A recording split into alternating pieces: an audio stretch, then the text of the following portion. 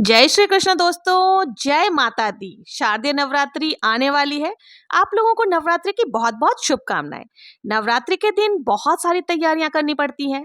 मैंने आप लोगों को पूजा की आवश्यक सामग्री का लिस्ट वीडियो के माध्यम से पहले ही शेयर कर चुकी हूँ।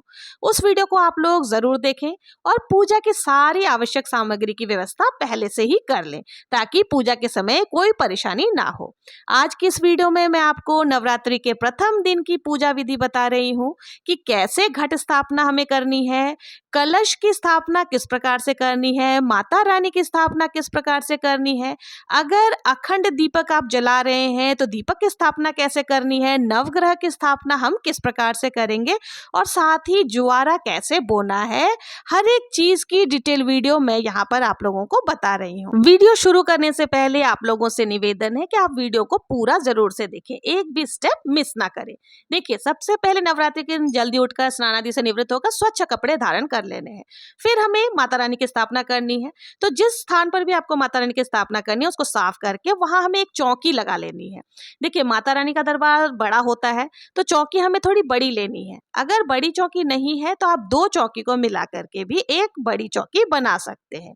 इसके ऊपर हमें लाल या पीले रंग का आसन लगा लेना है। आप कोई भी स्वच्छ कपड़े, जिनको आप नए कपड़े भी ले सकते हैं, और नहीं तो जो आप पूजा में इस्तेमाल करते हैं, प्रयोग में लाते हैं, उस कपड़े को भी यहाँ पर साफ करके धोकर लगा सकते हैं। अब हमें अक्षत का आसन देना है। देखिए, यहाँ पर आप फूलों का आसन ना लगाएं, क्योंकि फूल जो है 9 दिन में सड़ जाते हैं, खराब हो जाते हैं। इसलिए हमें अक्षत का आसन लगा करके माता रानी का कोई भी विग्रह हमें यहाँ पर ले लेनी है। इसमें आप एक चुटकी हल्दी भी जरूर से डाल दें। अब देखिए, माता रानी का स्वरूप जो है, अगर आपके मंदिर में जिनकी आप पूजा करते हैं उनको भी ले सकते हैं, और आप चाहे तो नवरात्रि में नए विग्रह ला करके भी उनकी भी स्थापना कर सकते हैं। तो यहाँ मैंने माता रानी की स्थापित कर दिया है। अब माता रानी का आपको वो स्वरूप लेना है जिसमें नव दुर्गा बनी हुई हो, क्योंकि देखिए, नवरात्रि में 9 दुर्गा यानी दुर्गा माता के 9 स्वरूप की पूजा की जाती है। तो इसलिए अगर इस प्रकार की आपकी मूर्ति मिल जाए तो बहुत ही अच्छी है। फिर आप गणेश जी, जो आपके मंदिर में गणेश जी, उनकी आप पूजन कर सकते हैं, नहीं तो आप सुपारी में मौली धागा लपेटकर गणेश जी की पूजा कर सकते हैं। अब हमें कलश की स्थापना करनी है, तो कलश स्थापना के लिए हमें अक्षत ले लेना है। अगर आपको अष्टदल कमल बनाना आता है तो आप अष्टदल कमल का निर्माण कर सकते हैं, और अष्टदल कमल का जब निर्माण करेंगे तो उसमें हम देखिए रंगीन चावलों से भी कर सकते हैं, जैसे लाल, हरा, पीला खाने वाला रंग जो होता है उसको मिला सकते हैं। अगर नहीं तो कम से कम हल्दी, हल्दी बहुत शुभ मानी जाती है, थोड़ी सी चुटकी भर हल्दी आप चावलों के ऊपर जरूर से डाल दें। उसके बाद अष्टदल कमल का निर्माण कर ले। अब हमें कलश की स्थापना करनी है, तो कलश आप किसी भी धातु का ले सकते हैं, चांदी का, पीतल का, तांबे का या मिट्टी का। और कलश के ऊपर जो है मौली धागा हमें लपेटना है। कई लोगों का प्रश्न होता है कि कितनी बार हम मौली धागा को कलश के कंठ पर बांधेंगे। तो देखिए, हम नव दुर्गा की पूजा कर रहे हैं, उनके निमित्त हम कलश की स्थापना करें तो हम 9 बार मौली धागा को यहाँ पर कलश के ऊपर कंठ पर बांध देंगे। तो यहाँ हमने कलश के कंठ पर मौली धागा बांध दिया है। अब हमें कलश को स्थापित कर देना। अब इसके अंदर देखिए, हमें शुद्ध जल भर लेनी है, उसमें थोड़ा सा गंगा जल जरूर से मिश्रित कर लेना है, और पूरे कंठ तक आपको जल से भर देना है। कलश के अंदर हमें डालने के लिए सुपारी चाहिए, हल्दी की गांठ आपको ले लेनी है, एक सुपारी आपको ले लेनी है, 2 इलायची आपको लेना है, और साथ ही आप सिक्का, सिक्का अगर चांदी का हो तो बहुत अच्छा, मैं यहाँ चांदी का सिक्का डाल रही हूँ। साथ ही 2 लौंग, फूल वाले लौंग भी आपको डाल देना है। देखिए, फूल आप कलश के अंदर मत डालिएगा, क्योंकि 9 दिनों तक फूल जो है वो खराब हो जाते हैं। अब हमें जो है पंच पल्लव डालना है। तो पंच पल्लव देखिए, आप अगर आम के पत्ते मिल जाते हैं तो बहुत ही शुभ माना जाता है, बहुत ही अच्छा है, और नहीं मिलते हैं तो आप अशोका के पत्ते भी ले सकते हैं। इन पंच पल्लवों पर भी आपको तिलक जरूर से लगाना, चंदन से, हल्दी से और रोली से आप तिलक जरूर से लगा ले। आप पत्तों की संख्या 7, 11 जितनी भी कर सकते हैं। तो यहाँ मैंने पंच पल्लव भी रख दिया है। अब पंच पल्लव के ऊपर हमें पूर्ण पात्र रखना है। देखिए, किसी भी पात्र के अंदर जब हम अनाज से भर देते हैं तो वो पूर्ण पात्र बन जाती है। तो पूर्ण पात्र के अंदर हमने यहाँ चावल भर लिया, उसके ऊपर एक सिक्का रख के अब हमें नारियल, जो कलश के ऊपर श्रीफल की स्थापना करनी है। तो देखिए, श्रीफल जो है, कई लोगों का प्रश्न होता है कि श्रीफल का मुख किस तरफ रखना है। देखिए, नारियल कभी भी कोरा नहीं चढ़ाया जाता है, तो आप नारियल के ऊपर मौली धागा या फिर जो माता रानी की चुन्नी आती है वो लपेट सकते हैं, नहीं तो लाल वस्त्र भी आप लपेट सकते हैं, लेकिन नारियल को कभी कोरा ना चढ़ाएं। और लोगों का प्रश्न होता है कि नारियल का मुख किस तरफ करें, तो देखिए, जो जटा वाला भाग होता है नारियल का मुख होता है, और जो ऊपर नुकीला भाग होता है वो नारियल की पूंछ होती है। तो हमें हमेशा जटा वाली भाग अपनी तरफ रखना, यानी कि जब भी हम नारियल की स्थापना करेंगे कलश में, तो जो जातक जो पूजा कर रहा है उसकी तरफ नारियल का मुख होना चाहिए। अब हमें देखिए जो है ज्वारे बोने हैं, तो ज्वारे बोने के लिए हमें एक मिट्टी का कुंडा ले लेना है। उसके अंदर हम शुद्ध मिट्टी भर लेंगे, साफ स्वच्छ मिट्टी आपको बनी है, आप चाहे तो बजरी या रेत भी भर सकते हैं। अब जो है इस कुंडे में बोने के लिए हमें जौ या फिर गेहूं, कई क्षेत्रों में देखिए जौ बोए जाते हैं, कई क्षेत्रों में गेहूं बोए जाते हैं, कई क्षेत्रों में 5 अनाज को मिला करके बोए जाते हैं। ऐसी मान्यता है कि इसको खेजड़ी बोना कहते हैं।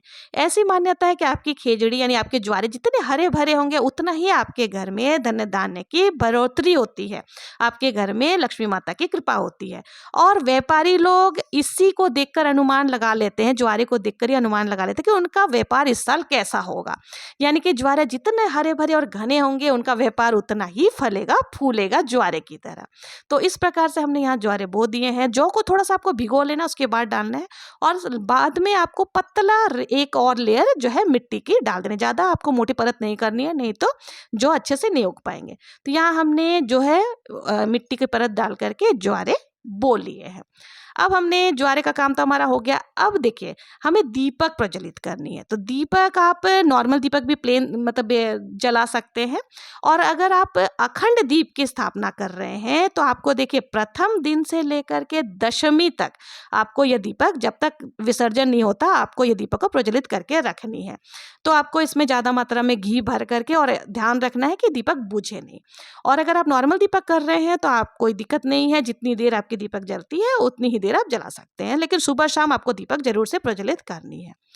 अब यहाँ पर हमें नवग्रह का निर्माण करना है, तो देखिए हम 9 जगह चावल की छोटी छोटी सी ढेरी करेंगे और नवग्रह की स्थापना इसके लिए आपको 9 सुपारी ले लेनी है, और जो हमने 9 जगह चावल की ढेरी बनाई है उसके ऊपर हमें ये 9 सुपारी को रख देना है। इस प्रकार से नवग्रह की जो है स्थापना हो जाएगी।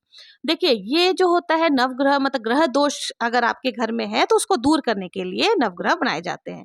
और आप नवग्रह स्नोत का पाठ भी जरूर से करें, बहुत ही लाभ होता है। स्नोत के पाठ को नवग्रह दोष को दूर करने के लिए बहुत ही अच्छा माना जाता है। तो देखिए हमारी जो चौकी है अब ये पूरी तरीके से सज चुकी है। अब प्रथम दिन हमें इतना ही सामान की जरूरत होती है, पूरे 9 दिनों तक हमें इनको इसी प्रकार से रख करके पूजा करना, हिलाना डुलाना नहीं है। अब हम पूजा शुरू करेंगे, तो पूजा शुरू करने के लिए सबसे पहले हमें एक लोटा में जल ले लेना है और पुष्प की सहायता से सभी को भावपूर्ण स्नान करा देना है, यानी कि चौकी को हमें शुद्ध कर लेना है। ओम गणेशाय नमः, ओम गणेशाय नमः बोलते हुए हमें जल का छिड़काव कर देना है और सभी देवी देवताओं का आह्वान करना है। देखिए प्रथम दिन जब हम माता रानी की चौकी लगा रहे हैं और देवताओं का आह्वान करते हैं तो कई बार देवताओं के साथ अन्य चीजें भी चली आती हैं, इसलिए आपको पूजा घर के द्वार पर जहां भी आप पूजा कर रहे हैं वहां पर एक बंधनवार जरूर से लगाना चाहिए। देखिए आम के पत्ते का या अशोक के पत्ते का बंधनवार आप लगा सकते हैं, इससे जो बुरी शक्तियां हैं वो द्वार के अंदर प्रवेश नहीं करेंगी और आपके पूजा में किसी भी प्रकार की विघ्न बाधा नहीं आती है। तो इस बात का विशेष ध्यान रखें कि किसी भी पूजा से पहले बंधनवार जरूर से हमें लगाना चाहिए। बंधनवार लगाना इसलिए जरूरी होता है। अब हमने सभी का आह्वान कर लिया है और जल छिड़क कर भावपूर्ण स्नान भी करा दिया है। अब हम सभी को वस्त्र स्वरूप कलावा समर्पित करेंगे। तो सबसे पहले गणेश जी को हम वस्त्र स्वरूप कलावा समर्पित करेंगे और ओम वस्त्रम समर्पयामि बोलते हुए, ओम वस्त्रम समर्पयामि इस तरह बोलते हुए हम वस्त्र समर्पित कर देंगे। अगर जनेऊ है तो आप गणेश जी को जनेऊ समर्पित कर सकते हैं। अब माता रानी को हमें चुनरी समर्पित करना है और जो हमने 9 ग्रह बनाए थे उनको भी हमें वस्त्र स्वरूप छोटे छोटे टुकड़े कलावा के समर्पित कर देनी है। अब देखिए अगर आप माता रानी का कोई विग्रह ले रहे हैं, कोई मूर्ति ले रहे हैं, तो उन्हें वस्त्र और अलंकार पहनाकर आपको तैयार करना है। ठीक है, मैंने यहाँ चुनरी समर्पित कर दिया है। आप चाहे तो 9 दिन अलग अलग रंगों की चुनरी माता रानी को समर्पित कर सकते हैं। अब हमें नवग्रहों को भी वस्त्र स्वरूप कलावा समर्पित कर देना है। देखिए नवग्रह की एक बार स्थापना करने के बाद हिलाया डुलाया नहीं जाता है, तो कोशिश करें उनको आप हाथ ना लगाएं, ऊपर से ही आपको जो है वस्त्र वगैरह समर्पित कर देना है। 9 दिनों तक इसी प्रकार से आपको रखना है। अब सभी को हम तिलक लगाएंगे। तो सर्वप्रथम गणेश जी को तिलक लगाएंगे। ओम गण गणपतये नमः, ओम गणेशाय नमः का उच्चारण करते हुए हम तिलक लगा देंगे। अब माता रानी को तिलक लगाएंगे, साथ ही कलश और दीपक पर भी हमें तिलक लगा देना है। अब माता रानी को सिंदूर समर्पित करेंगे और साथ ही हम यहाँ पर माता रानी को श्रृंगार सामग्री भी समर्पित करेंगे। तो यहाँ हम सभी को देखिए सिंदूर समर्पित कर दे रहे हैं और ओम जैसे इस बोलते हुए माता रानी को समर्पित करना है। अब हम सभी को पुष्प समर्पित करेंगे। तो सभी को जो भी देखिए पुष्प आप जब भी ले, आपको पुष्प जो है साबत साबत पूरे पूरे फूल ही आपको चढ़ाना है, क्योंकि छोटे छोटे आप अगर पेटल्स चढ़ाएंगे, फूलों के पत्ते चढ़ाएंगे, तो ये जो नवग्रह हमने बनाए हैं वो उसको साफ करने में ये हिल डुल सकते हैं। तो इसलिए ध्यान रखें कि आप जो है फूल साबत साबत ही चढ़ाएं।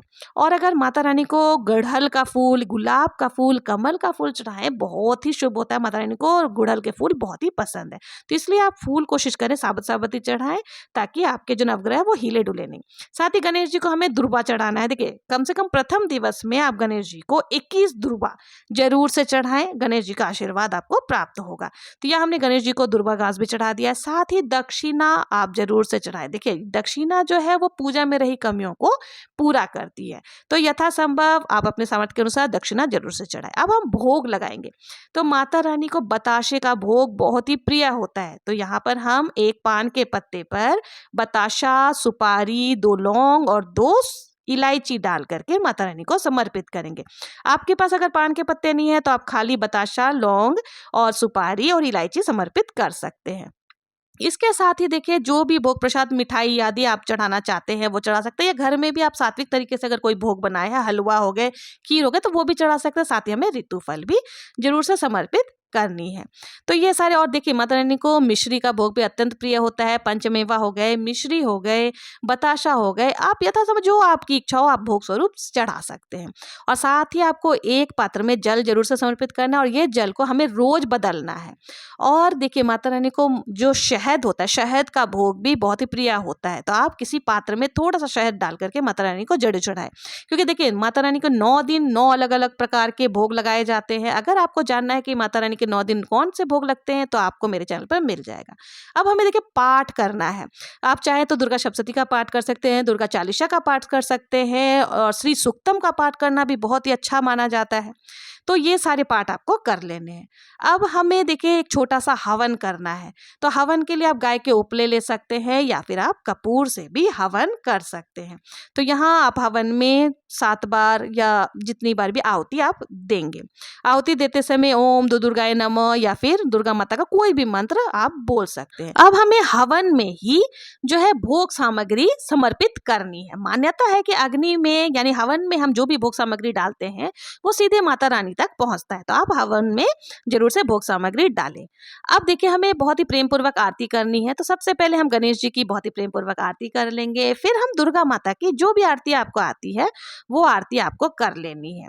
देखिए जय अम्बे गौरी भी आप कर सकते हैं, या फिर आप जो भी दुर्गा माता की आरती आती है आपको वो आपको कर लेनी है। साथ ही देखिए आरती के बाद हमें हाथ जोड़ करके पूजा में रही कमियों के लिए क्षमा याचना करनी है, कि जो भी हमसे पूजा के समय भूल चूक हो गई हो उसके लिए क्षमा करें और हमारी मनोकामनाओं को पूर्ण करने की कृपा करें। तो इस प्रकार से माता रानी से हमें क्षमा याचना कर लेनी है। अब हमें देखिए क्या करना है, जो आरती हमने की है उसे पूरे घर में जितने भी परिवार जन है सब में आरती जरूर से लेनी है, और पूरे घर में आप इस आरती को घुमाएं। इससे वातावरण जो है शुद्ध होता है, सकारात्मकता का वास होता है, यानी नेगेटिविटी दूर होकर पॉजिटिविटी का वास होता है। आप देखेंगे पूरे 9 दिनों में कैसे घर में पॉजिटिविटी से बिल्कुल घर आपका भर जाता है। फिर हमें क्या करना है, थोड़ा सा जो जल है वो लेकर के आचमन करना है, क्योंकि जो हमने अग्नि प्रज्वलित की है उस अग्नि को हमें जल से ठंडा भी जरूर से करना होता है।